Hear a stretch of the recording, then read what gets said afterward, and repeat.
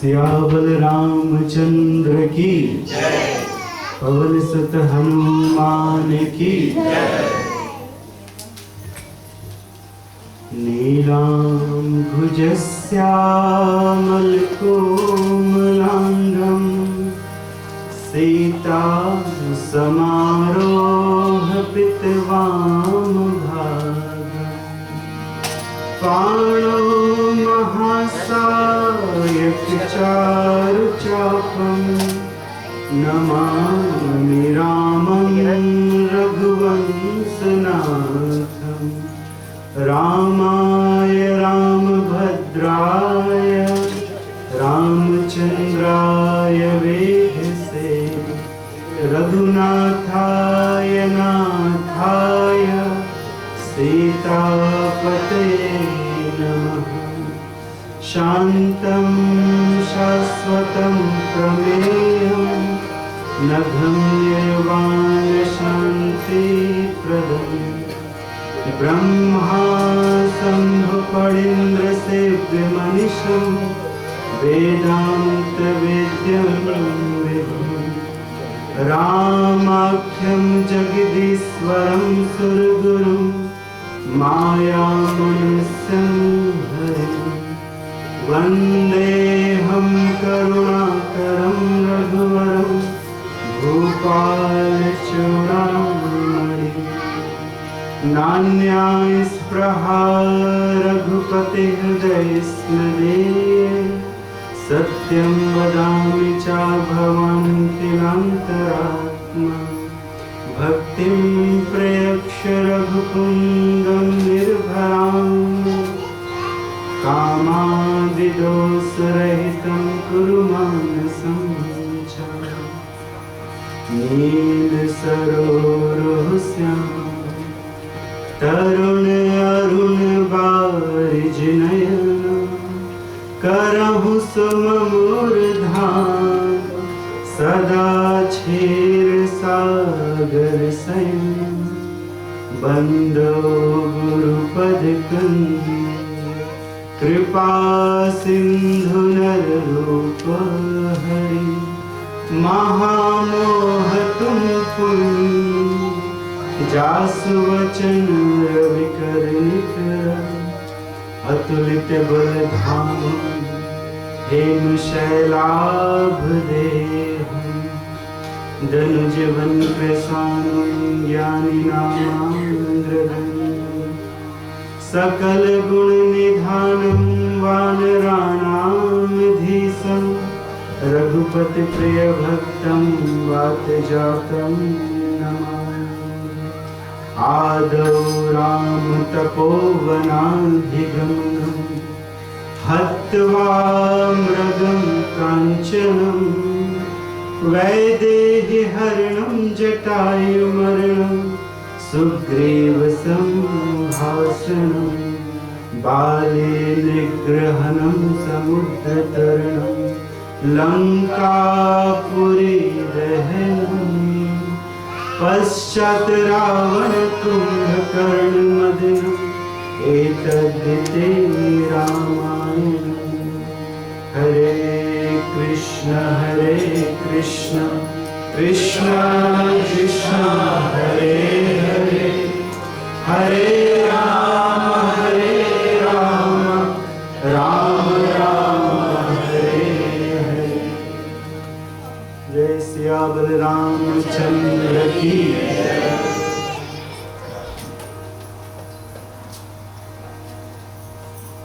अद्भुत महायज्ञ में माता सुनैना इस प्रकार से सोच रही थी कि क्या हंस का बच्चा किसी बड़े मंदराचल को उठा सकता है? हंस के बच्चे में क्या इतनी शक्ति आ सकती है वो किसी मंदराचल को उठा ले, किसी बहुत बड़े शक्तिशाली पहाड़ को उठा ले? कदापि नहीं। बहुत व्याकुल हैं, महाराज को भी दोष देती हैं कि इन्होंने कैसी प्रतिज्ञा कर ली है। लेकिन भगवान ने क्रोधित होकर शिव जी के द्वारा प्रदत्त, विश्वकर्मा जी के द्वारा निर्मित उस महाधनुष को इस प्रकार से तोड़ दिया जैसे हम लोग गाजर और मूली को तोड़ देते हैं। यद्यपि भगवान तोड़ना नहीं चाहे, भगवान ने उसे उठाया क्योंकि दशरथ महाराज की प्रतिज्ञा ये थी, जनक महाराज की प्रतिज्ञा ये थी कि उस धनुष को उठाकर जो इसके ऊपर प्रत्यंचा चढ़ा दे उससे वे अपनी पुत्री का विवाह कर देंगे। तो भगवान ने उसे उठाया, उसके ऊपर प्रत्यंचा चढ़ाई और प्रत्यंचा चढ़ा ही रहे थे तब तक में वो बीच से टूट गया। तो भगवान ने बड़ी शीघ्रता से उस धनुआ को उठाया था, बहुत शीघ्रता से, इसलिए क्योंकि वे सीता जी की व्याकुलता को जानते थे कि सीता जी कितनी व्याकुल हो रही हैं। तो सीता जी की व्याकुलता को नष्ट करने के लिए उनका एक एक पल कल्प के समान बीत रहा था, इसलिए उनकी व्याकुलता को नष्ट करने के लिए भगवान ने एक कार्य किए, बहुत शीघ्रता से किए कि वह लक्ष्मण जी पहचान पाए और वहां पर उपस्थित कोई भी व्यक्ति इस बात को नहीं जान पाया कि कब भगवान ने धनुष को उठाया, कब उस पर भगवान ने प्रत्यंचा चढ़ाई और कब उसे खींचा। तो जैसे ही प्रत्यंचा को खींचा वो दो भागों में विभाजित हो गया, मानो किसी ने बहुत फास्ट फॉरवर्ड कर दिया हो दृश्य को। तो बहुत शीघ्रता से हुआ, किसी को पता नहीं चला। लेकिन ये कार्य करने से वास्तव में डूबते हुए को किनारा मिला। सीता जी उस प्रकार से प्रसन्न हो गई जैसे किसी व्यक्ति को, किसी धनहीन को बहुत अधिक खजाना मिल जाए, 27 मिलियन की लोटो लग जाए किसी धनहीन व्यक्ति को। ये तो कुछ भी नहीं है, इससे कहीं अधिक जगत जननी माता प्रसन्न हो गई और अब वे आंखें खोलकर भगवान को निहारने लगी, क्योंकि अब तो लोक के सामने वो सीता जी को जीत चुके थे। अब सीता जी उनकी हो चुकी थी, तो अब किसी प्रकार का संकोच नहीं था और मैया सीता ने भगवान श्री कृष्ण को इस तरह से निहारा जैसे चातक पक्षी चंद्रमा को निहारता है। से मानो कोई चातक पक्षी की बच्ची है जो चंद्रमा को निहार रही है, इस तरह से निहारा। किसी चकोर पक्षी, चातक नहीं, चकोर पक्षी, ये चकोर पक्षी चंद्रमा को निहारता है और इस तरह से जैसे चातक पक्षी को स्वाति नक्षत्र की जल की बूंद मिल गई। स्वाति नक्षत्र में जब वर्षा होती है तो उसी वर्षा के जल को चातक नाम के पक्षी पीते हैं। अन्यथा वे प्यास से व्याकुल रहते हैं, लेकिन कभी गंगा नदी के तट में भी नहीं जाते। गंगा नदी के किनारे वे मर जाएंगे, लेकिन गंगा नदी का जल नहीं पिएंगे। चातक पक्षी प्रसिद्ध हैं, वे ऊपर अपना मुख करके चिल्लाते रहते हैं, अपना मुंह खोल के, और केवल जब स्वाति नक्षत्र में वर्षा होती है, जल की बूंदें नीचे गिरती हैं, तो वे मुख को ऊपर किए किए वही जल की बूंदें पीते हैं। तो जिस प्रकार से चाती पक्षी को स्वाति नक्षत्र की जल की बूंद मिल गई हो, उस प्रकार से सीता मैया प्रसन्न हो गई। और इस कार्य को देख के, इस महान कार्य को देख के लक्ष्मण जी जो पास में खड़े थे वो बहुत प्रसन्न हो रहे थे और वे भगवान श्री कृष्ण, भगवान श्री रामचंद्र के चंद्रमा जैसे मुख को देख रहे थे। वास्तव में वही भगवान कृष्ण है, वही राम है, राम कृष्ण देवता रहे। लेकिन उस युग में, इस लीला में श्री रामचंद्र जी के मुखार बिंद को देख रहे थे और वो भी वैसे ही देख रहे थे जैसे चकोर पक्षी चंद्रमा को देखता है, उसी प्रकार से बहुत प्रसन्नता से बस देखते जा रहे हैं, देखते जा रहे हैं। इस बात को लिखा गया है, राम ही लखन विलोकत कैसे, ससही चकोर किशोरक जैसे। इस प्रकार से कोई चकोर चंद्रमा को, ससही चंद्रमा को देखे, इस प्रकार से विलोकत, इस प्रकार से देख रहे थे लक्ष्मण श्री रामचंद्र जी को। और कैसे सिया जी शोभित हो रही हैं। सखिन मध्य से सोहत कैसे, छवि गण मध्य महान छवि जैसे।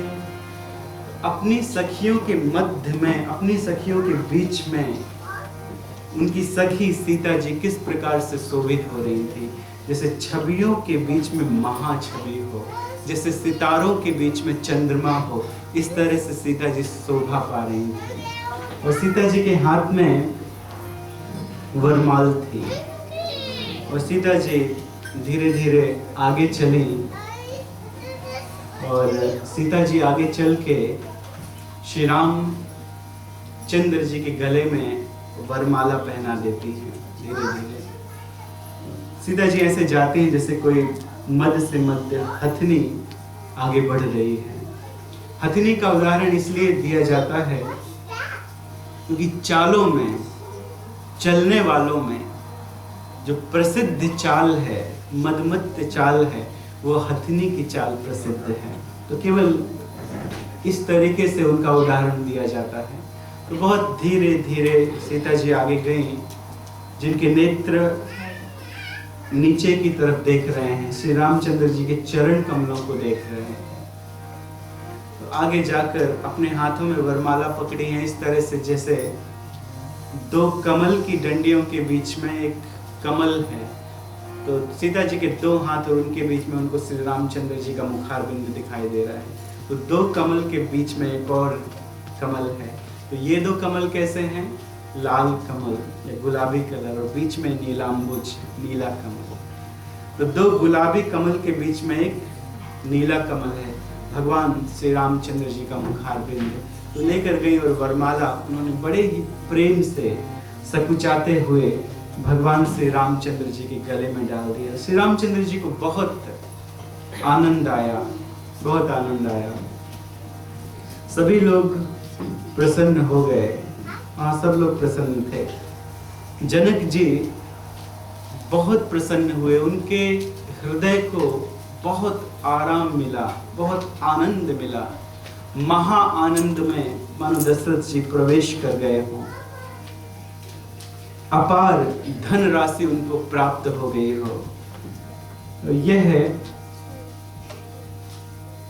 दृश्य सारे जगत को आनंद देने वाला था।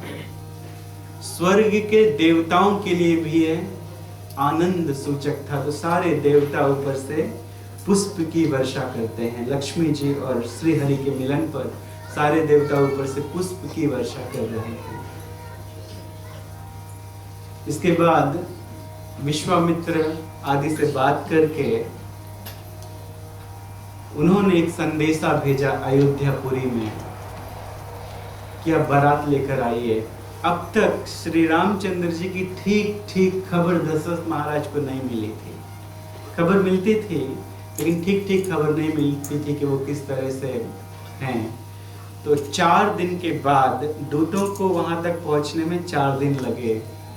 केवल दूतों को नहीं भेजा, ब्राह्मणों को भेजा, मंत्रियों को भेजा, तो 4 दिन लगे जनकपुरी से लेकर अयोध्या पहुंचने में। जिस तरह से पुरियों में श्रेष्ठ अयोध्या है, उसी तरह से पुरियों में श्रेष्ठ जनकपुरी है। 4 दिन के बाद सैनिक वहां पर पहुंचे। उन्होंने विश्वामित्र जी का पत्र उन्हें दे दिया। सैनिकों को देखकर उन्हें अपार प्रसन्नता हुई। उन्होंने पूछा कि बताओ मेरे श्री राम कैसे हैं।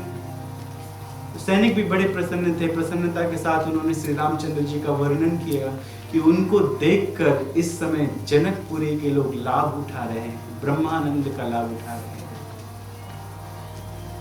तो पत्र दिया गया, जिस पत्र में स्वयं विश्वामित्र जी ने लिखा था कि यहाँ पर स्वयंवर में शिव जी के धनुष को लीला के द्वारा तोड़कर लीलाधारी राम ने सीता पर विजय प्राप्त कर ली है। सीता को हर लिया है, स्वयंवर में जीत लिया है। तो आप यदि इस प्रस्ताव से प्रसन्न हैं तो बारात लेकर तुरंत प्रस्थान करें। इस बात को सुनकर जनक महाराज के प्रभाव को कौन नहीं जानता था, जो इंद्र के मित्र हैं। जनक महाराज जी इंद्र के मित्र थे, तो उनके प्रभाव को कौन नहीं जानता था।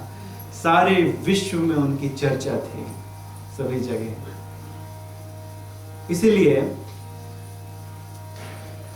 तुरंत अयोध्यापुरी में बारात की तैयारी की गई और बड़े बड़े ब्राह्मणों को, पुरोहितों को, साधुओं को बड़े बड़े रथों में बैठाला गया। इसके अलावा भरत, शत्रुघ्न वो भी रथ में बैठे और दशरथ महाराज कूच करते हैं बहुत सारा धन लेकर और चतुरंगिनी सेना के साथ में कूच करते हैं कि मेरे पुत्र का विवाह है तो मुझे धन बांटना है। संस्कारों में क्या किया जाता है? संस्कार तब सिद्ध होते हैं जब किसी संस्कार में धन बांटा जाता है ब्राह्मणों को। तो संस्कार वही सफल होते हैं जहाँ धन दिया जाता है बहुत बहुत, क्योंकि इसके बाद ब्राह्मण आशीर्वाद देते हैं। जब उन वितृप्त हो जाते हैं, संतोष हो जाते हैं, तो संतोष होकर ब्राह्मण आशीर्वाद देते हैं। तो ये दान करने के लिए संस्कार ये मानो एक साधन है कि कब हमें दान करने मिले, लोग सोचते हैं।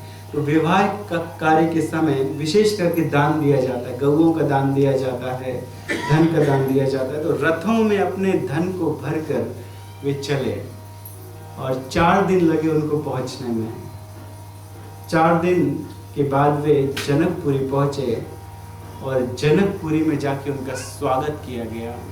जनवासे में उनको ठहराया गया और बहुत सेवा की गई। और सेवा करने के बाद सारे ऋषि गणों के साथ में, अपने कुरुकुल के साथ में जनक महाराज और दशरथ महाराज बैठे विवाह की बात करने के लिए।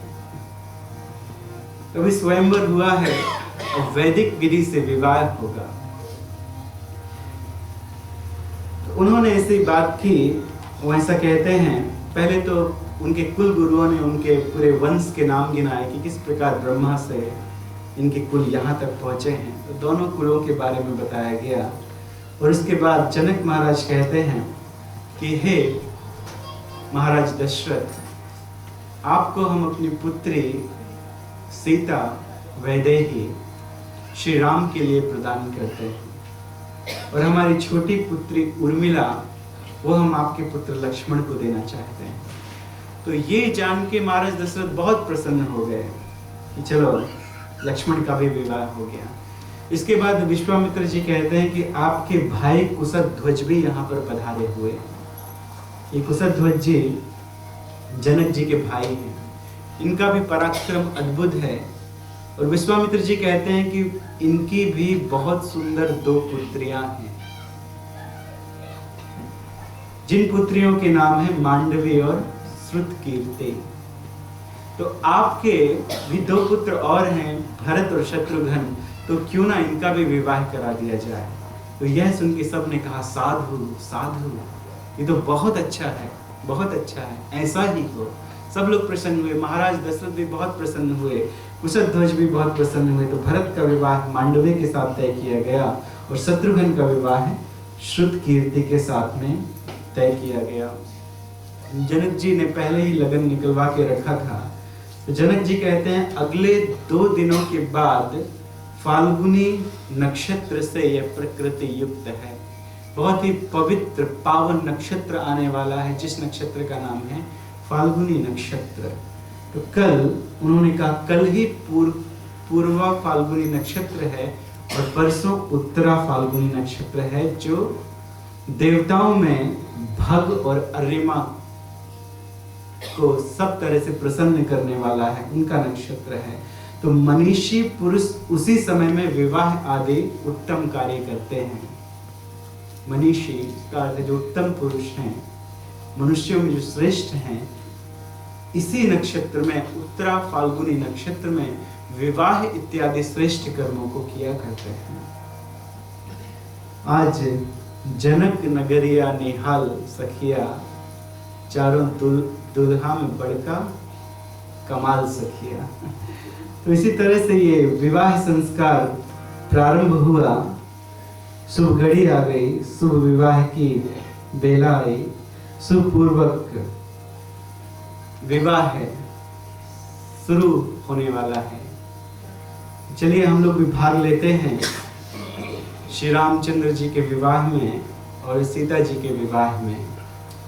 तो यहाँ पे थोड़ा विवाह होगा, कुछ पवित्र मंत्रों का उच्चारण भी किया जाएगा और इसके साथ साथ कुछ गाने इत्यादि भी गाए जाएंगे, भजन इत्यादि गाए जाएंगे।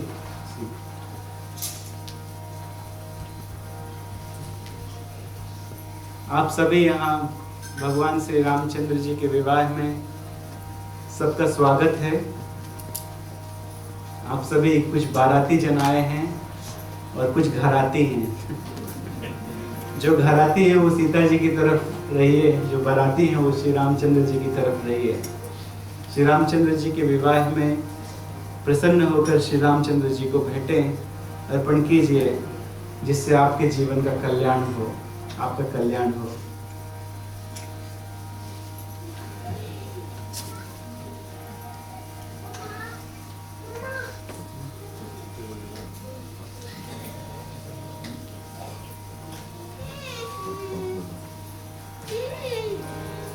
प्रभु आप ये संभाल लीजिए, भगवान की तरफ से कीजिए, जिससे सबको दर्शन हो।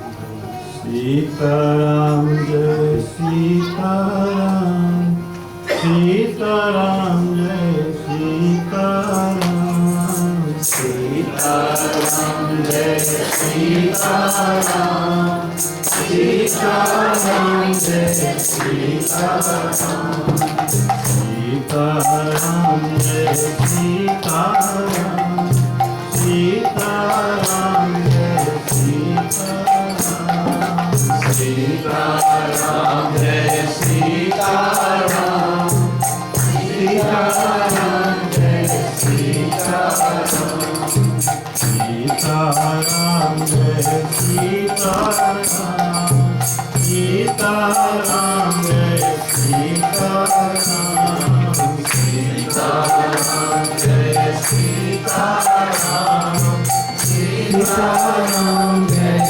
सीताराम, सीताराम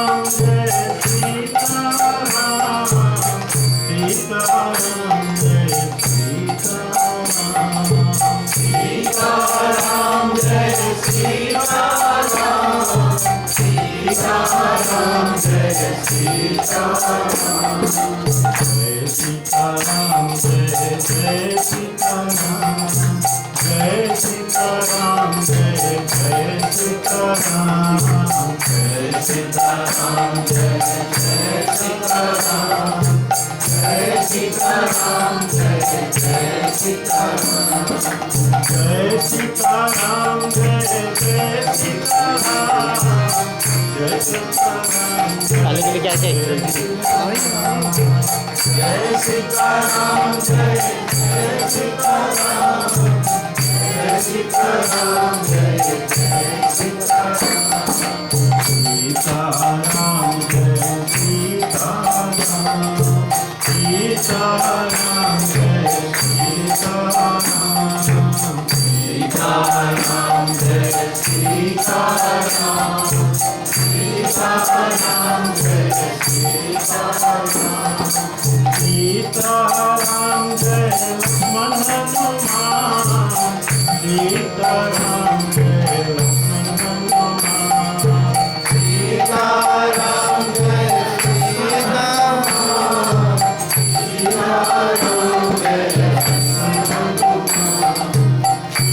सीताराम जय लक्ष्मण हनुमान सीताराम जय लक्ष्मण हनुमान सीताराम जय लक्ष्मण हनुमान सीताराम जय लक्ष्मण हनुमान सीताराम जय लक्ष्मण हनुमान दशरथ नंदन राजा राम नंद नंदन हे घनश्याम दशरथ नंदन राजा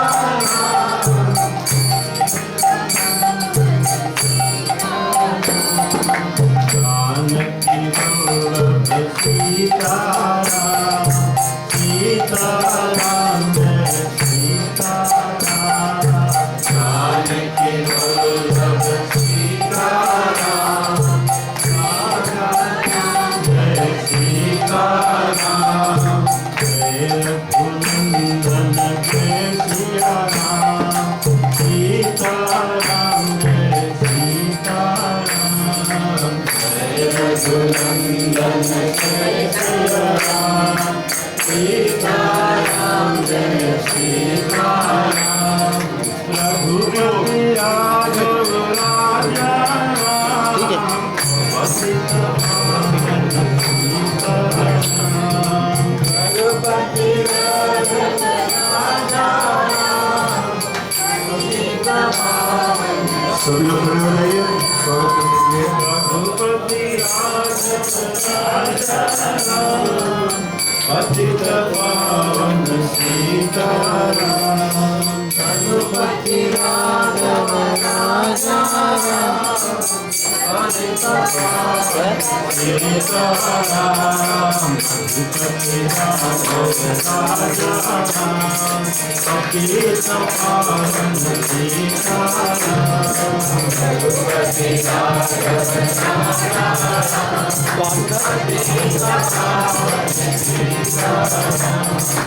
रघुपति राघव राजा पतित पावन सीताराम रघुपति राघव राजा पतित पावन सीताराम सीताराम जय सीताराम सीताराम जय सीताराम सीताराम जय सीताराम सीताराम जय सीताराम रघुपति राघव राजा पतित पावन सीताराम रघुपति राघव राजा पतित पावन सीताराम रघुपति राघव राजा पतित पावन सीताराम रघुपति राघव राजा पतित पावन सीताराम सीताराम जय सीताराम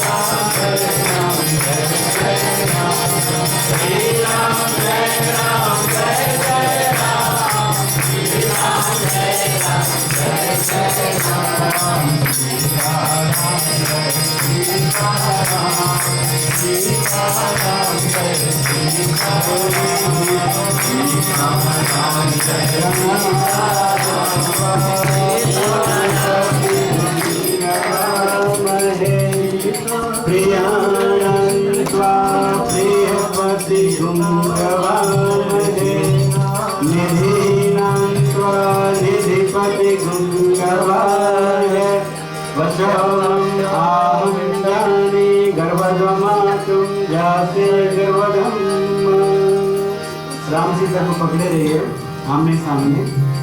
अभी वरमाला होगी भगवान की, तो उठाकर एक एक पक्ष के लोग पकड़े रहिए। तो श्री रामचंद्र जी को ले लीजिए जो अयोध्या से आए हैं, तो जनकपुरी के हैं वो सीता जी को पकड़े रहिए और उनके हाथों में हाथ भी दीजिए। इसको रखे आगे आगे नहीं आएगा। हाँ बस वाइट नहीं आएगा। ठीक है बस छोड़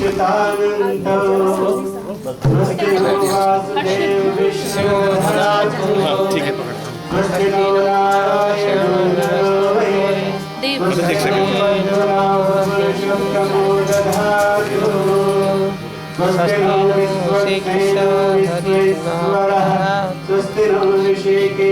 हरि दधातु स्वस्ति नो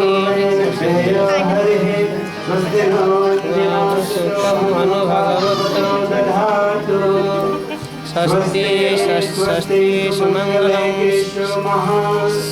श्री कृष्ण सच्चिदानंद ईश्वरेश्वरो दधातु करोतु स्वस्ति मे कृष्ण सर्वलोकेश्वरः स्वस्ति मे लोकपावनः विष्णुमेव सर्वत्र स्वस्ति कुर्यात् श्रेयाश्रमम् तथैव च सदाकर्षणः सर्वविघ्नविनाशनः मंगलम भगवान विष्णु मंगलम पुंडरीकाक्ष मंगलम ऋषिकेश मंगलम हरि हरि। वरमाला दीजिए और पहले कन्या वर के गले में वरमाला डालेगी मंत्रोच्चारण के साथ। जब हम मंत्र कहेंगे तो कन्या उनके गले में वरमाला डालेगी। कन्या डालेगी रामचंद्र जी के गले में वरमाला। तो स्त्री को ही देना चाहिए।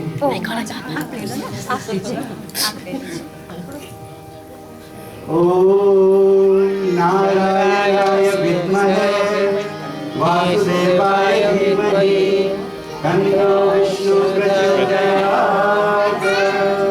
हरे कृष्ण कृष्ण कृष्ण हरे हरे हरे राम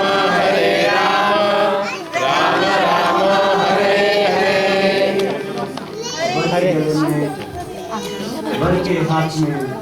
माला देंगे। के हाथ में वेट छोटा बच्चा करने दो।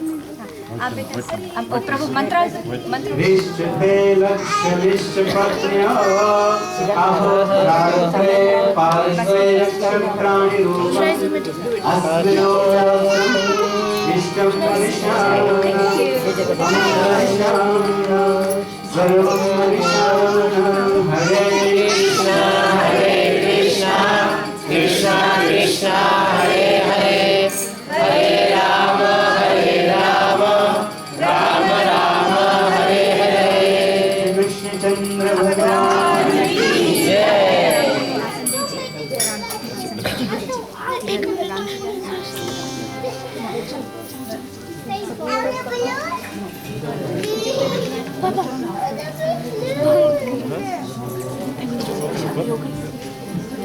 छोड़ो तो एक सेकंड बेटा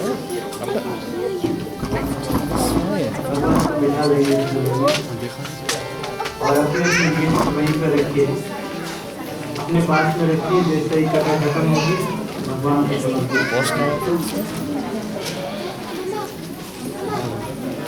बस कर देना। अरे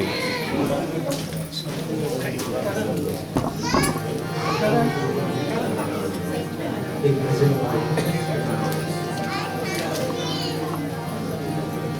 दूसरा भजन चालू है ना आपका है।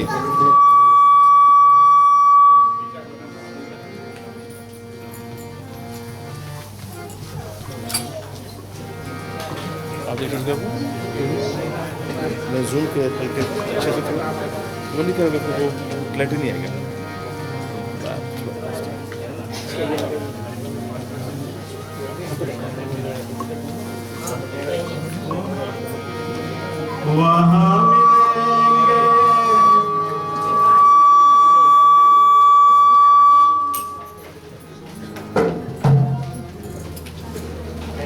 वहाँ मिलेंगे लीला रचा के, वहाँ मिलेंगे लीला रचा के, सीता के संग राम रे मन चलो अयोध्या धाम रे, मन चलो अयोध्या धाम।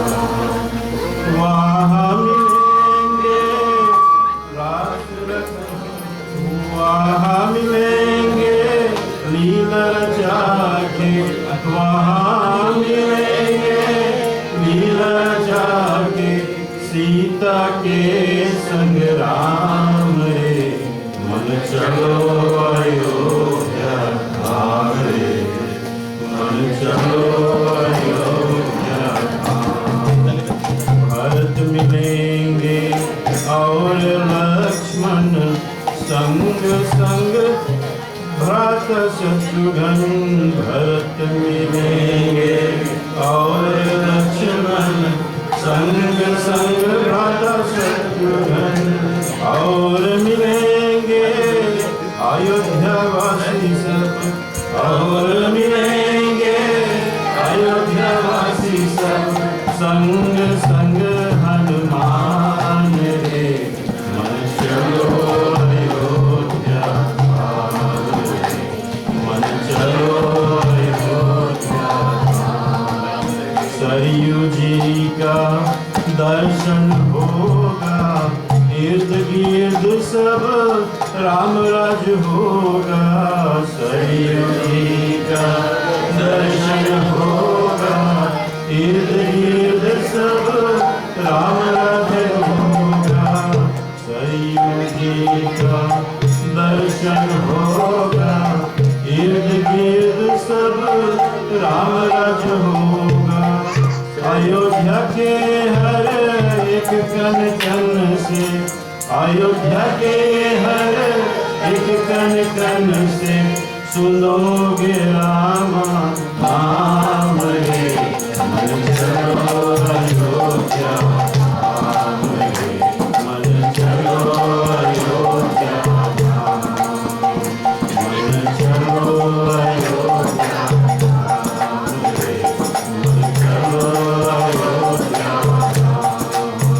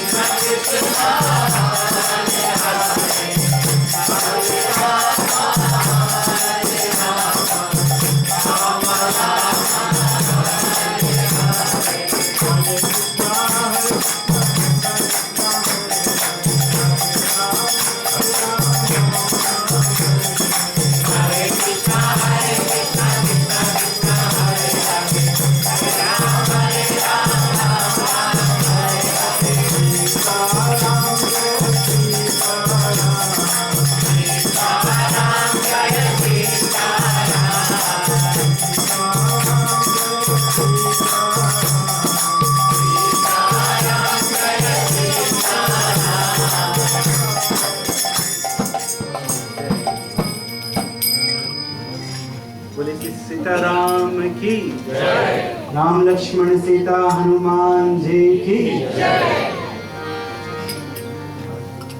काफी सब्जेक्ट है, उसको ही कवर करेंगे। इस तरह से प्रेम पूर्वक आनंद पूर्वक ठीक विवाह हुआ श्री सीताराम जी का। और विवाह के पश्चात एक विधि होती है कि विवाह के बाद जो पत्नी है वो पति के चरण छूती है। सीता जी श्री रामचंद्र जी के चरणों की तरफ देख रही हैं और श्री रामचंद्र जी के चरणों को छूना चाहती हैं, लेकिन सीता जी सकुचा रही हैं चरण छूने में। सीता जी चरण छूती हैं और चरण को देखकर ऐसा सोचती हैं, इन्हीं चरणों को छूकर गौतम ऋषि की पत्नी अहिल्या एक पत्थर ऋषि की पत्नी बन गई, तो इन चरणों को मैं कैसे छूं? तो उनको संकोच हो रहा है। तो श्री रामचंद्र जी ने सीता जी की इस मनोभावना को पढ़ लिया और पढ़ने के बाद श्री रामचंद्र जी को थोड़ी हंसी आई, प्रेम के कारण हंसी आई, और उन्होंने सीता जी को कहा ठीक है कोई बात नहीं, ठीक है। तो इस प्रकार से बहुत प्रेम पूर्वक ये संबंध हुआ, ये विवाह हुआ। और वहां पर उपस्थित कुछ मूर्ख राजा, ये घटना है जब धनुष तोड़ा गया था, उस समय की, जब धनुष टूटा था, तोड़ा नहीं गया था। उस समय की घटना है कि वहां पर उपस्थित कुछ मूर्ख, द्वेषी, अभिमानी राजा वो कहते हैं सीता को छीन लो, सीता का हरण कर लो और इन दोनों बालकों को यहीं पर मार दो, इनका वध कर दो, और यदि ये जनक सहायता करे तो इस जनक को भी यहीं पर मार दो। तो जो वहां पर बुद्धिमान और अच्छे राजा थे वे कहते हैं जिस प्रकार से अग्नि में आकर्षित होकर कोई पतंगा समाप्त हो जाता है, तो क्या उसी प्रकार से तुम लोग लक्ष्मण की क्रोधाग्नि में जल के भस्म होना चाहते हो? अरे जगत जननी सीता और माता को प्रणाम करो और यहां से जाओ। गरुण का भाग कोई कौवा नहीं प्राप्त कर सकता है और सिंह का भाग खरगोश को नहीं मिलता है। तो भगवान श्री रामचंद्र जी सिंह के समान हैं, सीता जी उनके